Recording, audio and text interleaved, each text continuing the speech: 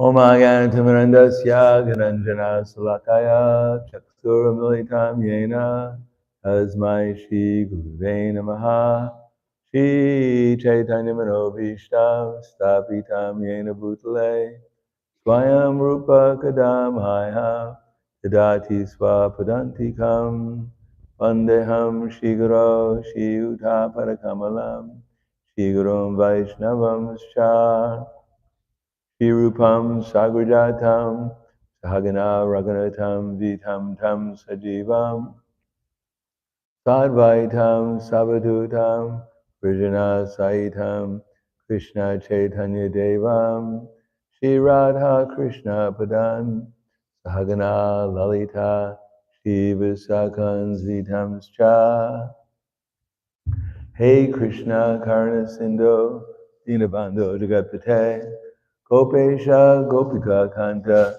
Radha Kanta Namostute Tapta Kanchana Gaurangi Radhe Vrindavaneshwari Vrishubhanu Sutta Devi Pranamami Hari Priye Panchakapa Turvyasra Kripa Sindhubhya Vacha Patitanam Bhavanebhyo Vaishnavebhyo Namo Namaha Shri Krishna Chaitanya Pranitananda Shadwaita Gadadhar Shivasadi Gaura Bhaktivinoda Hare Krishna Krishna Krishna Hare Hare Hare Rama Rama Rama Hare Hare Om Namo Bhagavate Vasudevaya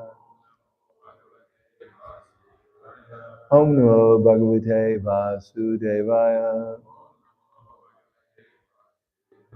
Om Namo Bhagavate Vasudevaya Śrimad Bhāgavatam, Canto 4, Chapter 2, Daksha curses Lord Shiva, text 35. Aplu yava britam yatra Ganga Jamuna Yanvita Virajenatmana Sarve Swam Swam Dhamma Yayushtataha Aplut Yava Britam Yatra Ganga Jamuna Yanvinata Virajenatmana Sarve Swam Swam Dhamma Yayustataha.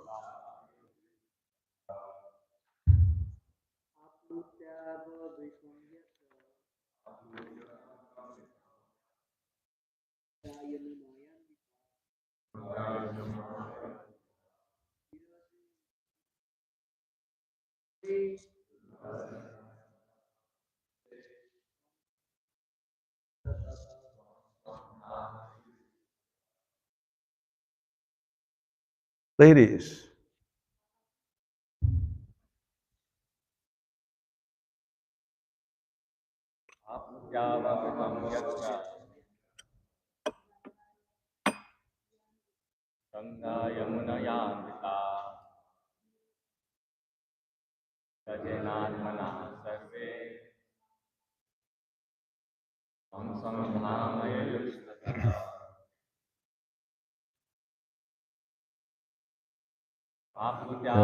Racha Ganga Jamuna Yanvita Sarve Swam Swam Dhamma Ishtadaha. Aplutya, taking a bath. Avaritam, the bath which is taken after performing sacrifices. Yatra, where? Ganga, the river Ganges. Jamunaya, by the river Jamuna. Anvita, mixed. Vira Ajena, without infection. Atmana, by the mind. Sarve, all. Swam, swam, their respective. Dhamma, abodes. Yeah, you went. Tataha, from there. Translation and purport by His Divine Grace A.C. Bhaktivedanta Swami Srila Prabhupada. My dear Vidura, carrier of bows and arrows, all the demigods who were performing the sacrifice took a bath at the confluence of the Ganges and the Jamuna after completing the yajna performance. Such a bath is called avabhritya snana. After thus becoming purified in heart, they departed for the respective abodes. Purport. After Lord Shiva and previously Daksha left the arena of sacrifice, the sacrifice was not stopped. The sages went on for many years in order to satisfy the Supreme Lord. The sacrifice was not destroyed for want of Shiva and Daksha. And the sages went on with their activities. In other words, it may be assumed that if one does not worship the demigods, even up to Lord Shiva and Brahma, one can nevertheless satisfy the Supreme Personality of Godhead. This is also confirmed in Bhagavad Gita 7:20. Kamais tais tar vidigyana bhadyantena devata. Persons who are impelled by lust and desire go to the demigods to derive some material benefit. Bhagavad Gita uses the very specific words, nasti buddhi, meaning persons who have lost their sense or intelligence. Only such persons care for demigods and want to derive material benefit from them. Of course, this does not mean that one should not show respect to the demigods, but there is no need to worship them. One who is honest may be faithful to the government, but he does not need to bribe the government servants. Bribery is illegal. One does not bribe a government servant, but that does not mean that one does not show respect. Similarly, one who engages in the transcendental loving service of the Supreme Lord does not need to worship any demigod, nor does he have any tendency to show disrespect to the demigods. Elsewhere in the Bhagavad Gita 9:23, it is stated, Yepyanya devata bhakta idante shariyan vita. The Lord says that anyone who worships the demigods is also worshiping him, but he's worshiping avidipurvaka, which means without following the regular principles. The regular principle is to worship the Supreme Personality of Godhead. Worship of demigods may indirectly be worship of the Supreme Personality of Godhead, but is not regulated. By worshiping the Supreme Lord, one automatically serves all the demigods because they are parts and parcels of the whole. If one supplies water to the root of a tree, all the parts of the tree, such as the leaves and branches, are automatically satisfied. If one supplies food to the stomach, all the limbs of the body, the hands, legs, fingers, etc., are nourished. Thus, by worshiping the Supreme Personality of Godhead, one may satisfy all the demigods So by worshipping all the demigods, one does not completely worship the Supreme Lord. Therefore, worship of the demigods is irregular and is disrespectful to the scriptural injunctions. In this age of Kali, it is practically impossible to perform the Deva Yagya, or sacrifice to the demigods. As such, in this age, Śrimad Bhāgavatam recommends Sankirtan Yagya. Yagnai Sankirtana Prayar Yanti Hi Sumeda Saha. Bhāgavatam 11:532. This age, the intelligent person completes the performance of all kinds of yagyas simply by chanting Hare Krishna, Krishna Krishna, Hare Hare, Hare Rama, Rama Rama, Hare Hare. Tasmin tushte jagat tushta. When Lord Vishnu is satisfied, all the demigods who are parts and parcels of the Supreme Lord are satisfied.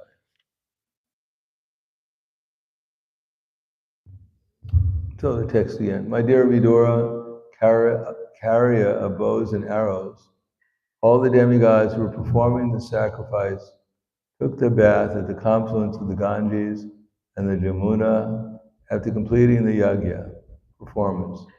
Such a bath is called Avavrita Snana. After thus becoming purified in heart, they departed for their respective abodes. Namo Vishnu Padaya Krishna Prasthaya Bhutale Srimate Bhaktivedanta Swami Namane Namaste Saraswatam Deve Gauravani Pacharane Nirvishesha Srinivadi Paskatyade Siddhartha.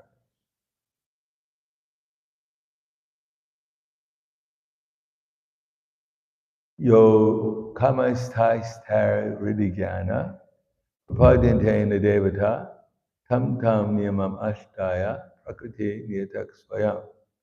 Those who are blinded by material desires, they worship the demigods.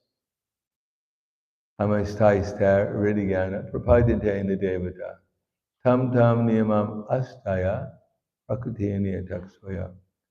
But actually, these benefits are bestowed by me alone. Yo yam yam yam tamum bhakta shadiyarchitam ichchati tasyam tasyatram tradam tam eva viridanyaham.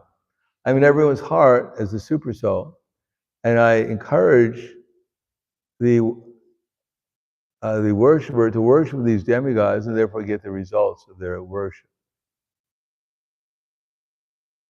But as it says here, antavantupalam tesham tad medasam deva deva yajo yanti mad bhakta yanti mamapi. That those who are worshiping the demigods, it's called avidi purvakam. It's not regular. In other words, it's done in illusion. Now there's devotees like Bharat Maharaj who used to worship the demigods also, but he worshipped them as devotees of Krishna. In other words, if we take Krishna away from the equation, whatever we're doing, then it's mundane. Now, for most people, that's quite extreme because they have no idea who Krishna is.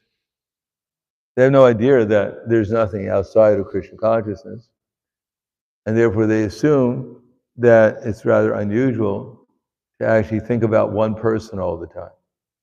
How is that possible? Forever. They think, well, how boring. Just one person all the time, forever.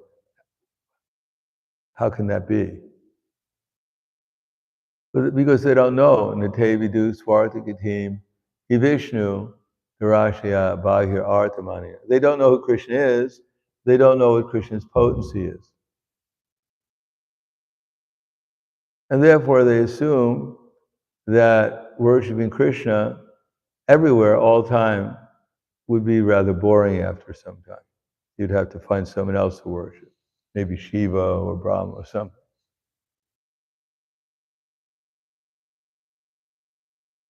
Therefore, they don't know the difference between Kam and Prema. Because in the material world, we've been here for so long, we're just used to Kam, sense gratification. And therefore, prema, which is a different energy, due to lack of experience, they assume that prema is similar to kam, that the love between Radha and Krishna is similar to the love between an ordinary boy or an ordinary girl.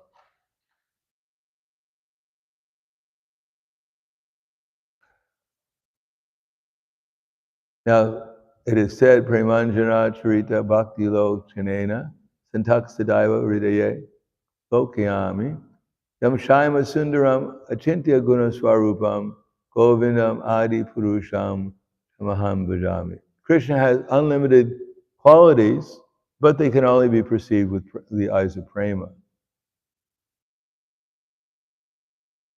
Here we have a little bit of consciousness because we're quite small, although we get affected by other people's consciousness, but not everyone's quite aware of exactly what kind of consciousness someone has. Unless you're trained up in something like book distribution and become a little bit more sensitive to people's moods, and you can read their minds, practically speaking. Other than that, people are quite insensitive because they don't care what people think. But in the spiritual world, everyone's aware of everyone's consciousness completely. And Srimati Radharani, she's Ladini Shakti, she has unlimited devotion. In other words, she has both unlimited love, prema, she emanates prema, which lights up practically the whole universe, spiritual universe. And she's attracted to Krishna, who has unlimited good qualities, and also has unlimited affection for his devotees. So between the two combination, they produce an atmosphere of unlimited bliss in the spiritual world. No one needs anything more than that because it's overwhelming. And here, relationships based on kam don't produce very much. And therefore, although it may be sweet at the beginning, but after some time, all the sweetness is taken out, and one is just chewing, working the jaws without any sweetness. And therefore, one bhoga tyaga, one wants to give it up and find something else that's sweet again. Actually, there's not much sweetness in the material world, but there's something. And therefore, for that one drop, as Govinda Das says, he compares it to one drop in the desert. Certainly, if you're dying of thirst in the desert, and the ambulance comes, and they jump out, and with a bottle, they put the bottle into your mouth, and one drop of water comes out. It's something. And then they jump back into the ambulance looking for another victim. But it's not exactly what we're looking for, one drop in the desert. But we're looking for an ocean in the desert. But people don't believe. They don't know. Either they don't know, or if they hear about it, they don't believe it. Because they think that somehow or another, there is an ocean of nectar in the material world, somewhere. They're being promised. The illusory energy is such that it casts one spell over one, and one believes that this time it's going to be different. This time it's going to be real romance. This time I'm actually going to be in love. And it's going to go on perpetually, always increasing. And then one is again disappointed. And then one forgets after some time and goes on again. It's just exactly like the dog. The dog is on the table, comes to the table to get something to eat. And the master takes a newspaper because he doesn't want the dog on his table. And he whacks the dog. Whack! The dog runs away. 5 minutes later, he forgets he got whacked. And again, he comes to the table, trying to get something to eat. And again, the master takes the newspaper, whack! And again, he gets whacked and runs away. So this goes on because he has no memory. And because he has no memory, he has no intelligence. He doesn't know what happened 5 minutes before. Therefore, he's always getting whacked. And because we're attracted to the material nature, therefore we're always getting whacked by the material nature. Promising, come and enjoy, come and enjoy. As Prabhupada was walking along in San Francisco on the bay, and someone came up to him, a fisherman, and offered Prabhupada a fish. And Prabhupada said, no, you enjoy. It's all right. And then Prabhupada took some steps, some distance from the fisherman, and then he turned to his disciples and said, and suffer.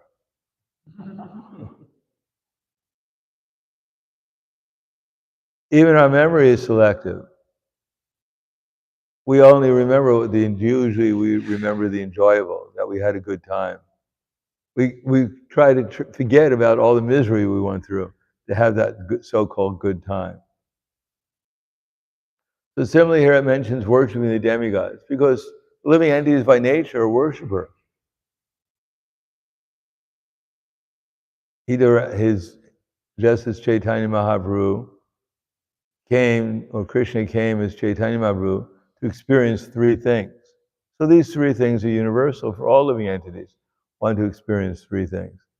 Namely, one wants to feel one's own love for something. And one wants to feel that someone else loves them. And one wants to experience the good qualities that other people have. So in the same way, everyone in the material world is looking for someone who's superior, they can worship. First of all, if you find someone superior who you can worship, automatically this false ego diminishes slightly and one feels some humility. And without feeling humility, then we're overwhelmed by this false ego, which is the cause of all suffering, the root cause of suffering. Because deep down inside, we know there's nothing to be too proud about. We can only be proud in relationship to someone else. But there's always someone better. And therefore, being in the material world is a great opportunity to become an anxiety all the time. No matter how much one tries to become the supreme, there's always someone better. And even you become the supreme temporarily, then after some time, what happens is you're not the supreme anymore. No one cares for you. Someone was telling me about they saw this big actor in the plane, first class. But he was old. Therefore, no longer was he a big man anymore. So he's morose. One time everyone was worshiping him, honoring him. He's so glamorous, he's so wealthy. Now he's morose because he's old and hardly get up from his seat.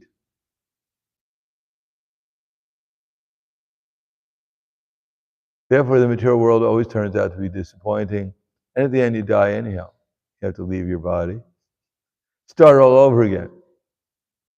Again, 1 + 1 is 2. 5 years of learning that. You're a big math teacher, professor at a university. You had so many degrees, letters of the alphabet. You had more than the letters of the alphabet after your name. But you left your body, you came back, and now you're trying to figure out what 1 + 1 is. That's if you come back in the new form of life. Therefore, this worship of demigods, to get some material resources, fits into the same category. Because whatever we get by worshiping the demigods, we're going to lose.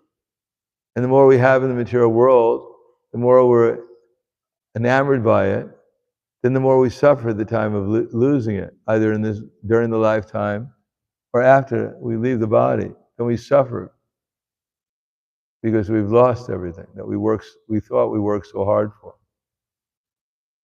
That means we have to come back and try to get it again. Work like a dog, so we can sleep like a bear, have sex like a pigeon, and defend ourselves like a tiger. So much endeavor for that.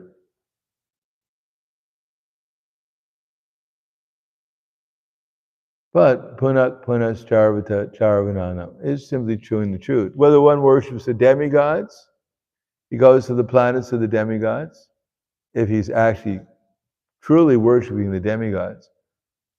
But even the demigods have problems. That's why in the 9th canto, Śrimad Bhāgavatam, it doesn't describe how wonderful it is to become a demigod. You wind up with Indra in the heavenly planet. The next thing you know, Vritrasura is there stepping on you. And you're back in Brooklyn. So much endeavor to get there. And as soon as you get there, you get stepped on.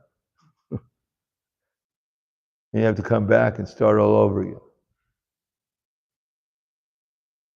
Even Indra, it doesn't describe all the wonderful things that Indra is experiencing. He's getting cursed all the time. Eyes all over his body, living in a lotus flower for thousands of years, escaping the curses. It's not meant to encourage us to seek after temporary happiness in the material world, but to learn how to worship like Srimati Radharani. That's within our power. That's what the disciple succession is. To learn how to appreciate the good qualities of Krishna and how they're manifested through his energies. That's what we can do. And we do that, then as we become more conscious of Krishna within as a person and within everything, then we can actually feel some happiness. First of all, we can get over this anxiety of becoming the supreme, which is quite unfortunate because we never become the supreme. We just have an anxiety to become the supreme. We may say, well, I don't want to become the supreme. No, the very nature of the material world is a desire to become something that we're not, something like the controller. That I'm Tarzan and you're Jane, I'm controlling you. Because in this age, Jane controls Tarzan, and the monkeys can control Jane. No one's a controller, especially in Kali Yuga. No one is submissive. No one wants to be actually worshiping anyone. It's all business, whether it's with the demigods or in family life, whatever, except maybe the devotees when they're learning how to worship Krishna and they learn how to respect each other. It's a different, but for the general mass of people, it's all business. As long as you scratch my back, then I'll scratch yours. And when the scratching's over, you stop scratching my back, I stop scratching yours. Similarly with the demigods, if the demigods give me what I want, then I worship them. It's business. There's no love. Even the gopis said that Krishna was like the prostitute, in the sense that when the her client can't pay her anymore, she leaves him. When the animals in the forest, when the forest burns down, they leave it. They don't love the forest in itself, that the forest burns down, let me burn the fire down with the forest. No, they leave the forest. Prostitute is not in love with her clients. She wants to get some money from them. So that's the interactions in the material world. Everyone is interacting in this business. But when Prahlād Maharaj was asked, what kind of benediction do you want? He said, I'm not a vanik, I'm not a merchant. Naiva dvijay paradharatya vaitaranyas pavirya agayana mahamrita mandachitak soche vimukha chetas indriyartha maya sukhayam bharam udvato vimudan. That I don't need any benediction, Prahlād Maharaj said. Because as soon as I chant your holy name, I emerge into an ocean of transcendental happiness. And this is quite sufficient for me. But I'm lamenting to see all these rascals who are working so hard for temporary sense gratification. And therefore creating this, Prabhupada said, humbug civilization. They're not only mudhas, which means an ass, but they're vimuda. Vimuda means super asses. They're the topmost asses. And they're proud of it. They give each other medals for the biggest ass.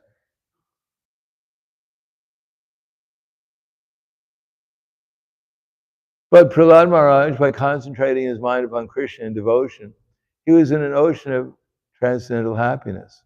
And he didn't need any benediction from Lord Chaitanya. Prabhupada tells the story of one Brahmin who was living in West Bengal. And apparently he was a very poor Brahmin. He practically had nothing. So one king came to him and said, "My dear king, my dear Brahmin, I heard you're very poor, so maybe I can offer you some assistance, some help." So the Brahmin said, "I don't need your help." He said, "But I see you're poverty-stricken. You must need my help." He said, "No, I don't need your help." He said, "My students, they beg a little rice, and they give it to me. My wife cooks it. We have a tamarind tree here. We take some tamarind trees, we put it in the rice, we have tamarind rice every day. That's all I need. I don't need anything else. We don't need your help." So with such a simple living, one is on anxiety. The Brahmin said, "Well, if you really want to help me out, maybe you can give me an iPhone 16. Can't do that. The 15, the other models are right." No, he didn't need any of these things. He didn't have to read the newspapers to find out what's the newest, what's the greatest. He had everything he needed because he was in Krishna consciousness. And therefore he could live simply and be happy, be satisfied. Dhruva Maharaj, to get a kingdom greater than that of his great-grandfather, he gave up everything. He even gave up first eating, then he gave up drinking, then he gave up breathing, and then he got Krishna, and he didn't need anything. Although he did wind up with a kingdom greater than that of his great-grandfather, Dhruva Loka, the pole star. But he wasn't attached to it at all, because he had Krishna. So that's the benediction that's being offered by Chaitanya Mahaprabhu. He's not promising great wealth or fame. As a matter of fact, he's promising if you take to Krishna consciousness, you won't need these things anymore. Krishna may supply them, but you won't be attached to them. And at the time of death, you won't hanker for them. You'll only hanker for Krishna. But this is why people don't take to Krishna consciousness, because they're attached to these things. They don't want to give them up. They don't know how nice it is to be Krishna conscious, nor do they want to find out how nice it is to become Krishna conscious. They don't want to learn how to worship Krishna or worship anyone. They want to learn how to become worshipable themselves. But they're not worshipable. They're only 1/10,000th the size of tip hair in size. For all of us, how much we looked at ourselves in a mirror, we saw we were 1/10,000th the size of tip hair in size, we'd probably give up our desire to be worshipped because no one could even see us. What we want to be worshipable is this dead body that we're in, which is not really worshipable. At the time of when we leave this body, then the real quality of the body is seen, because the only people who actually become attracted to it, the only living entities who become attracted to it, are the worms and the insects that come and eat it. Or maybe the vultures, if they're thrown to the vultures, they come and have a feast. But they don't love our body. "Oh, you're tickling me." All the insects are not tickling you. They come to eat you, eat your body. Even in India, you can see the reality. The dogs. Here, the dog comes up and licks you. You think, "Oh, Fifi loves me." But in India, especially in the villages, the dogs come up to you and they lick your nose to see if you're alive. And if you don't move, they'll bite your nose off. That's called love. Oh, Fifi loves me. Oh my God, he just bit my nose.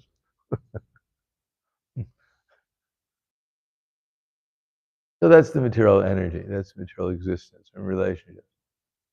But the devotees, if they can learn how to chant Hare Krishna in the mood of a pure devotee, in the mood of worshiping the holy names, Srimati Radharani and Krishna, then the result is that they'll become aware of how wonderful, how unlimitedly wonderful Krishna is. But that may take some time. But worshiping the demigods is not going to help. Like we know the story of Satyajit. Satyajit, he was a worshiper of the sun god. So the sun god gave him this Shrimad jewel. But he was so proud, he used to take it into the city of Dwarka, riding on his horse. And everyone thought the sun god has come to the city of Dwarka. And all the residents of Dwarka, they went to, well, not all of them, but some of the residents of Dwarka went to Krishna and said, "My dear Krishna, the sun god has come to see you." Krishna said, "That's not the sun god, that's Satyajit. And he has the Shrimad jewel. And he's come here not to get," and so Krishna went to see him. And he asked Satyajit to give the jewel, Shrimad to Ugrasena, because he's the emperor. The best should be given to the emperor. But Satyajit was so much attached to this Shrimad jewel because it was giving like 80 kilos of gold every day. So he refused to give it. Instead, he went back with the Shrimad jewel. And then his brother Prahlādānanda took the Shrimad jewel one day and went riding in the forest, showing it off. And one lion came and killed him, killed the horse he was riding on, and took the Shrimad jewel away. And Jambavan, he killed the lion and got the Shrimad jewel and took it back to his abode. So and then Satyajit found he doesn't have the Shrimad jewel anymore. So he assumed that Krishna had stolen the Shrimad jewel. So he spread rumors all around Dwarka that Krishna was a thief, he stole the Shrimad jewel. Of course, we know that Krishna didn't want his reputation spoiled. So he came and he went into the forest with some of his associates, found the lion dead, found the horse dead, found Prahlādānanda dead, didn't find the Shrimad jewel, so he chased out. He looked at the footprints and he followed the footprints into the cave, into Jambavan's cave. And we know there was a big fight for 28 days. Finally, Jambavan realized he was fighting with his worshipful Lord, Ramachandra, gave him the jewel, and he gave him his daughter, Satyabhama. Actually, Jambavati. Went back to Dwarka, everyone went back to Dwarka, and Satyajit came, and Krishna gave him the jewel, but he was attached to it. Although he had offered the jewel to Krishna again, along with his daughter, Satyabhama, still he was attached to it, so Krishna let him keep it. But the result of keeping the Shrimad jewel was that there was a conspiracy by Kritavarma and by Akrura and by Satvadana, who came and killed him.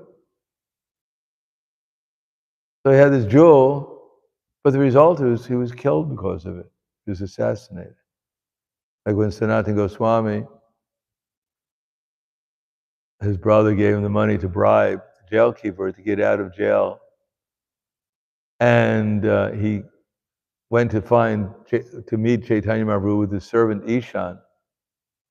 So they're going through the hilly tracts of land. They came to an inn, and the innkeeper had an astrologer, and he knew that Sanatana Goswami had 7 pieces of gold with him. Ishan had kept 7 pieces of gold from the gold that he gave, that Sanatana Goswami had given to the jailkeeper.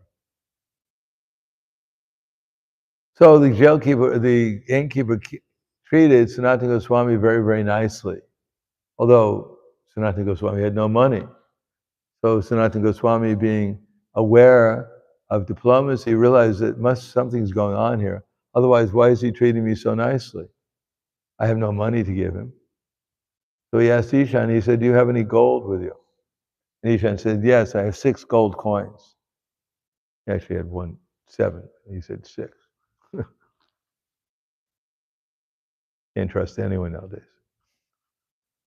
So then Sanatana Goswami presented the gold coins to the innkeeper and said, you take these, and maybe you can help me across this hilly tract of land. So the innkeeper said, very nice, thank you very much. I was going to kill you for these gold coins. You saved me the trouble. You can keep the gold coins and I'll help you across the hilly tract of land. Sanatana Goswami said, no way, you keep the gold coins. Because if you don't kill me, someone else will kill me for them.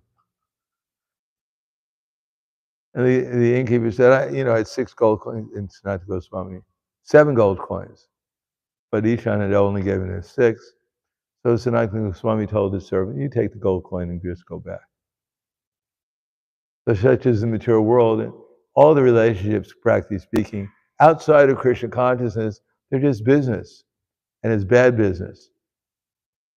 Because in the material world, you can't win and you can't break even. You can certainly lose, though. So I'll stop there. Thank you. Any questions or comments? Yes.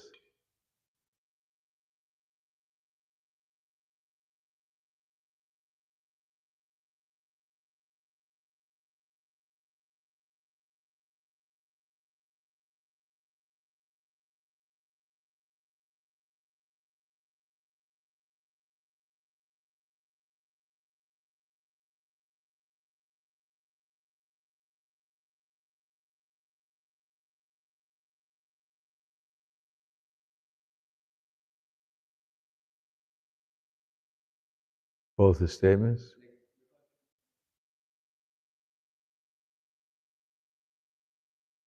Because he'll never get a permanent enjoyment, even if he goes to the heavenly planets. It's all temporary. But if one gets the taste for the holy name, that will be eternal, as long as one doesn't commit offenses.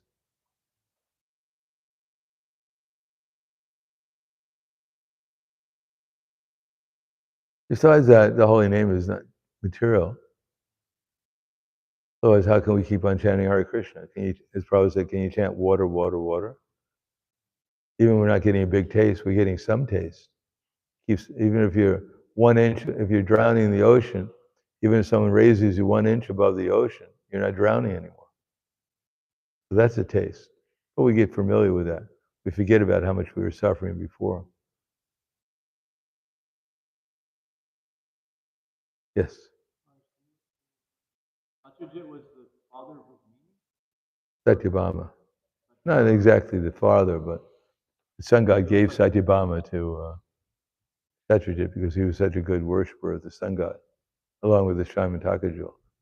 Satyabhama was actually Srimati Radharani in her Dwarka pastimes.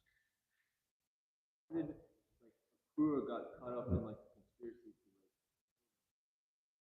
Because he was cursed by the gopis because they've taken Krishna away. Kritavarma had too much association with Kamsa, where he got afflicted by sinful reactions. Anything else? Thank you, Grandharaj, Śrimad Bhāgavatam ki jai, Srila Prabhupada ki jai, Gaur Premanande.